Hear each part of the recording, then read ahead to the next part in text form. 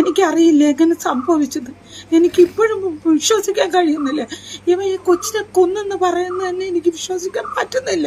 ഇവൻ കൊല്ലുവോ എന്നാണ് ഞാൻ ചോദിക്കുന്നത്. അങ്ങനെ അടിച്ചടിയിലേറ്റ കുട്ടി വീഴുന്ന് തീർന്നു പോയതാണെന്നും എനിക്കറിയില്ല മക്കളെ. എന്റെ മോൻ കൊല്ലൂന്ന് ഞാൻ എപ്പോഴും വിശ്വസിക്കുന്നില്ല. അങ്ങനെ ഒരു മനസ്സ് ഉണ്ടെന്ന് എനിക്ക് തോന്നുന്നില്ല. എനിക്കറിയില്ല പോലെ, എനിക്കറിയില്ല. ദൈവത്തിന് മാത്രമേ അറിയാം. ദൈവത്തിന് അവന് മാത്രമേ അറിയൂ. ഉപദ്രവിക്കുമായിരുന്നോ? മൂന്ന് പേരും കൊണ്ട് തലയെ പിടിച്ചിടിച്ചല്ലേ? എന്നെ അടിക്കും, വെള്ളത്തെ പിടിച്ച് മക്കി. അതെന്താ നിങ്ങൾക്ക് വിശ്വസിക്കാൻ പറ്റാത്തെ? നിങ്ങളുടെ മോൻ ചെയ്ത് നിങ്ങൾക്ക് വിശ്വസിക്കാൻ പറ്റുന്നില്ലേ?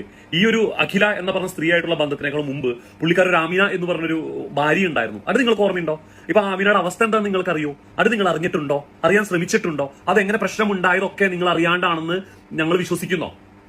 ആമിനേനെ ഈ രീതിയിൽ കൊല്ലാക്കൊല ചെയ്ത് അതിന്റെ ഒരു കോമ സ്റ്റേജിലോട്ട് ഇട്ടത് അതും നിങ്ങൾ അറിഞ്ഞിട്ടില്ല എന്ന് പറഞ്ഞാൽ ഞങ്ങൾ വിശ്വസിക്കണോ? അതെന്ന് നിങ്ങൾക്ക് വിശ്വസിക്കാൻ പറ്റുന്നില്ല? നിങ്ങളുടെ മോൻ എന്നാ ചെയ്തത്? പിന്നെ നിങ്ങൾ ഒന്നും അറിയില്ല എന്ന രീതിയിൽ നിങ്ങൾ നടിക്കല്ലേ സ്ത്രീയെ? എല്ലാം നിങ്ങൾക്ക് അറിയാമായിരുന്നു, നിങ്ങൾക്ക് എല്ലാം അറിയുന്നുണ്ട്. നിങ്ങൾ ഒത്താശ ചെയ്ത് നിന്നൊക്കെ ചിലപ്പോൾ ഞാൻ പറഞ്ഞിരിക്കും. നിങ്ങൾ അറിവോടെയല്ലേ ആമിനയ്ക്ക് ആ ഒരു അവസ്ഥ വന്നത്? അല്ലെന്ന് നിങ്ങൾക്ക് പറയാൻ പറ്റുമോ?